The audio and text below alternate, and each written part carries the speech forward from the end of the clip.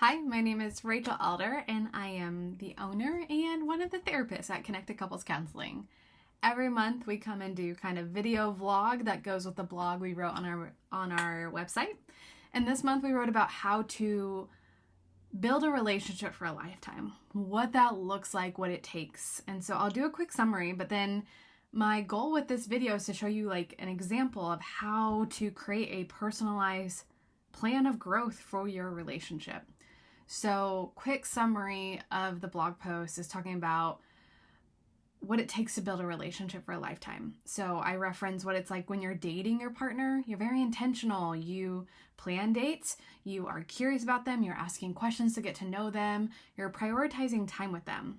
That is needed throughout the rest of your relationship when you commit to somebody. I'm laughing because it seems so simple, and yet in our work that we do with couples, we see people forgetting how important that is. The second area we talk about is couples not trying new things together. So, the beginning of dating, everything's new, it's exciting, it's different, and you're learning so much together.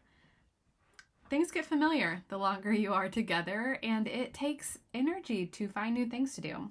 And we really think it's important for couples to try new things together, whether it's a new activity, a new hobby, a new food, maybe a new way of your living room being set up, whatever it is that you guys work together to try something new every so often, whether it's every week, every month, every quarter, every year, try something new.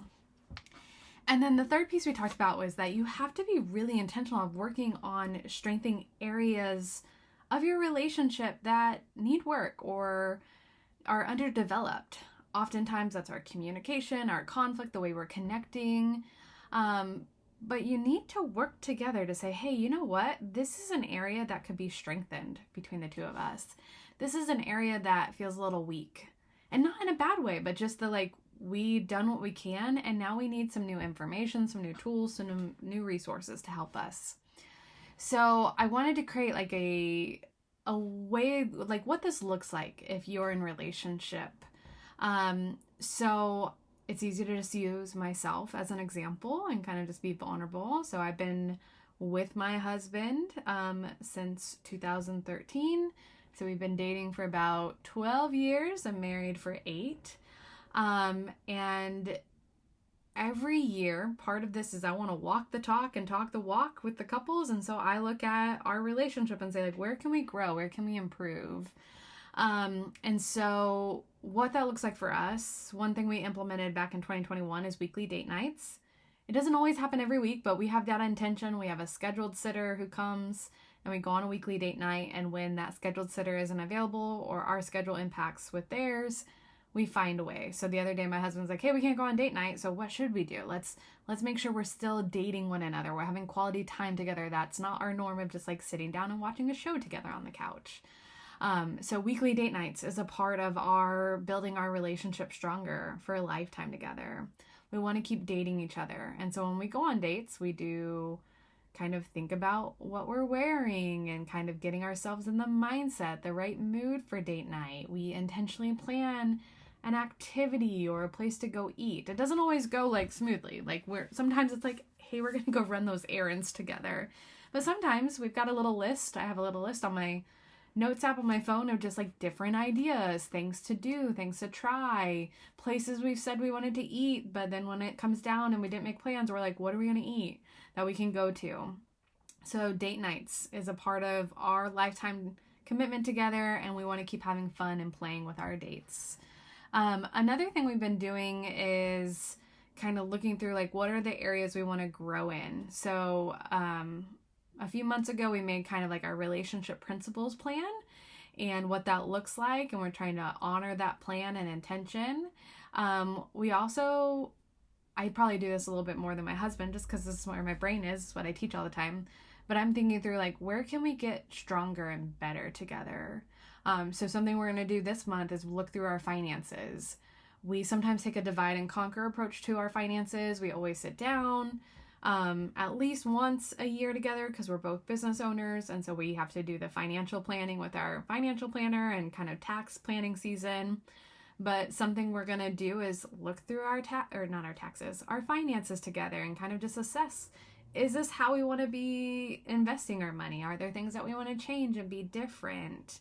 I tend to avoid these conversations because finances give me anxiety. And so this is more of a me kind of piece, but I'm saying I want to be better at this with my partner. I don't want to be so anxious that I don't talk about it with him or I avoid it with him. I want to be a team in it. So this is an area that we need to strengthen and develop in our relationship. Parenting always, it's a never ending journey. But we're getting better about having direct conversation with one another that's gentle, it's compassionate, but calls each other to be accountable in our parenting and to be working together to create the parenting dynamic, supporting our daughter in the way we want to.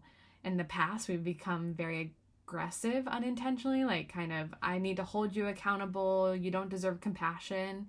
And we have both been working really hard to say, this needs to be said. We need to work on this. And also it makes sense how you're feeling the way you're feeling, or I can see what your good intention was. And yet this isn't in alignment with how we want to raise our daughter. So that's an area we're working on together. I think if I were you, if you're watching this and you're like, I need to build my relationship better. Like I want to have a lifetime commitment to my partner that feels deeply connected and not just, well, we made it to 50 years and like high five, but I don't feel that connected to you. I would sit down and think through these questions of where does my relationship need to grow? What areas do we need to strengthen or are challenges? What steps can we each take to improve that area? Do we need an outside resource, tool, information to help us grow this area? Do we need a therapist to support us and get us started? Is it listening to a book and reading it together and applying it to your life? Listening to a podcast, watching a YouTube video together? What is it going to take to grow this area of your relationship? Because I think this is where people get stuck, is they're like, I know I want to be better. I know I want this to feel different. But they stop there. They just stop with the thought or the feeling. They don't then say, what can I do to bring this to life? What can I do to make this come alive in my relationship?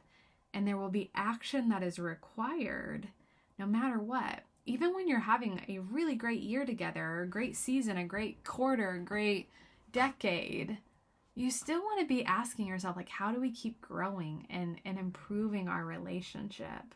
There is always growth opportunities. You want to celebrate what is and what you've developed together, and then say, what's next? What can we do to keep strengthening our commitment and our connection?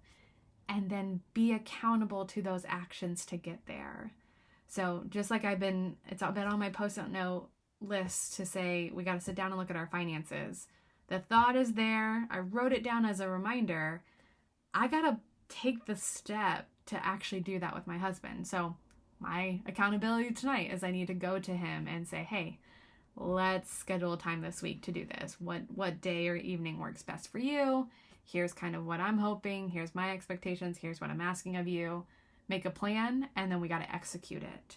And so we need to reflect, identify, make a plan, and execute it to keep building a relationship that lasts a lifetime. And when you are saying a lifetime, that you are getting to age 70, 80, 90, 100 plus, if you're that person, and saying, what we have created something so unique, so different, so deeply connected. I do not want the couples who come and watch this or who I work with to just say like, well, we did it. Like we stayed together this whole time. I want them to say, we stayed committed and we improved our commitment every single day, every single year. We are deeply connected. We are deeply emotionally involved in supporting one another. I don't want you to just have the years. I want you to feel the impact of those years and how they grew you together individually and in your relationship. That's the vision. That's the purpose of our practice. And I want to encourage you and challenge you to do that. Don't just take what it is. Celebrate what is the goodness and say, what can we do next together? How do we grow very intentionally and take accountability in it? If you have questions, if you have thoughts, drop them in the comments. If not, we will see you next month.